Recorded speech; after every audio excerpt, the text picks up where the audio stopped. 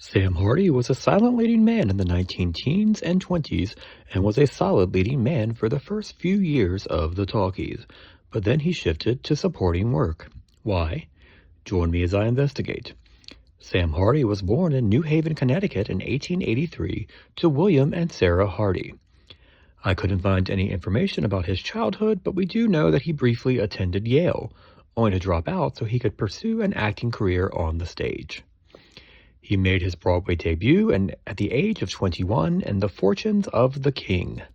He then appeared on Broadway 5 more times between 1905 and 1915, including a highly successful run of the musical The Princess Pat in 1915, in which he introduced the song in a little word or two. Apparently, a movie scout saw him in one of his stage productions and recruited him to star as Freddie in the 1915 comedy Judy Forgot at Universal, which also starred Marie Cahill. The film appears to have done well, and Moving Picture World wrote that Samuel Hardy strikes a correctly farcical note in his interpretation of Freddie. Sam then starred with Vivian Martin in Overnight, a comedy at William A. Brady Pictures. But then Sam was lured back to Broadway to star in The Ziegfeld Follies of 1916, which also featured Fanny Brice, Marion Davies, Ina Claire, Ann Pennington, Lillian Tashman, and 2 men that would become 2 of Sam's closest friends, Bert Williams and the legendary W.C. Fields. Variety praised his work as the character Lou Tellegen in the production.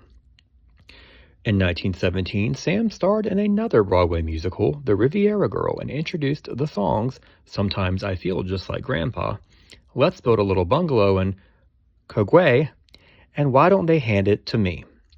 That same year, he returned to motion pictures to star with Mae Murray in At First Sight at Paramount, before returning to Broadway yet again to star in the musical The Canary, and introduced the songs This Is the Time and Only in Dreams. Apart from starring in 1920's The Charm School and the 1921 through 1923 huge blockbuster hit Kiki on Broadway, from 1918 on, Sam more or less focused on his film career, starring in several silents over the next decade at various studios. Highlights of his work included playing the title role in Get Rich Quick Wallingford in 1921, starring as Cornelius Vanderbilt in the 1923 Marion Davies hit Little Old New York, starring with Natasha Rambova in 1926's When Love Grows Old, and 2 notable films in 1927, Orchids and Ermines with Colleen Moore and Broadway Nights with Lois Wilson. He also was a big success in the 1928 film adaptation of George S. Kaufman's The Butter and Egg Man. Sam made his talkie debut in 1929, starring with Dorothy Sebastian and Lawrence Gray in The Rainbow at Tiffany. However, his biggest hit that year, which was one of the biggest hits of the year, was On With the Show, in which he played exasperated and financially strapped Broadway producer Jerry. But he didn't stop there in 1929. He starred in several more films, including playing leading man to Barbara Stanwyck in Mexicali Rose, which was a hit and got him rave reviews, including Variety, who wrote, Sam Hardy makes a splendid impression. As much as Sam had made a successful impression in his 1929 talkies, Mexicali Rose was really the only one in which he was a major male lead. His others were still starring roles but were more supporting in nature. That proved true for the work that he began to do in 1930. While the roles may not have been the leads of the picture, they were still major supporting ones and proved that Sam was one of the most versatile actors in Hollywood. But I must say that his comedic talent is particularly wonderful. He shined in such films as Borrowed Wives, The Florodora Girl, and as Rooney the Manager in the successful comedy short series Kid Roberts, all in 1930. However, 1931 brought Sam one more leading role, his best yet, that of cheap chiseling conman Bob Hornsby in The Miracle Woman, which reunited him with Barbara Stanwyck. The Miracle Woman got Sam great reviews and even a Photoplay Acting Award for the Best Performance of August 1931, which he shared with Stanwyck and David Manners.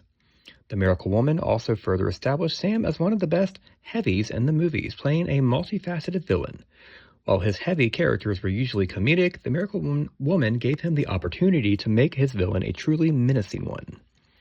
From 1932 until 1935, Sam continued to appear in scene-stealing supporting roles in several motion pictures. Highlights included playing Jeff Baird in Make Me a Star in 1932, playing Agent Charles Weston in the 1933 classic King Kong, playing Jack Summers in 1934's Transatlantic Merry-Go-Round, and playing Mr. Gans in 1935's Hooray for Love. Also in 1935, Sam teamed up with his old friend W.C. Fields to write the screenplay for Fields' starring vehicle Man on the Flying Trapeze. One source indicates Sam even co-directed the picture with Fields, but chose not to receive credit. He then began to work on Eddie Cantor's film Strike Me Pink. Sadly, while working on that film, Sam began to suffer from abdominal pains, and when he was rushed to the hospital, the doctors were forced to begin emergency surgery for a severe intestinal ailment. Tragically, Sam passed away on the operating table. He was just 52 years old. If this ailment had not taken him at such a relatively young age, there is no telling how far Sam would have gone in motion pictures and probably later television. Trav SD at his Travalanche blog theorizes that Fields and Hardy probably would have begun a successful comedy partnership that would have continued for multiple pictures. Sam also left behind his wife of many years, the actress Betty Scott. So we are left with the question, why did Sam Hardy transition to character work after 2 years of starring in the Talkies? Well, he did and he didn't at the same time. While Mexicali Rose and The Miracle Woman were his last true starring roles, his subsequent roles were always major, even if they were more supporting or character in nature. Sam's incredible range as an actor, his brilliant comedic talent, his rich and booming voice, and his exquisite facial expressions made him a valued addition to any picture. And since there were so many blustering villains needed in early talkies, he found a great niche and wrote it to continued success. He also worked right up until the end. For that and his talent, he is a true legend. You can find a number of Sam's films on YouTube: Little Old New York, Orchids and Ermines, On with the Show, Mexicali Rose, Barred Wives, and Transatlantic Merry-Go-Round. You can also catch The Miracle Woman often on TCM. I must thank my sources for this episode: Travalanche, the Los Angeles Times, the Urbana Daily Courier, IBDB, IMDb, Find a Grave, and Archive.org, and the Media History Digital Library for their digitization of moving picture world and Variety. Please like and subscribe or follow this account if you want to learn more about the history of silent film stars whose stardom lasted only briefly in the talkies. Up next, join me as I investigate the silent to talkie career of Mildred Harris. Thank you so much for joining me. Have a great day.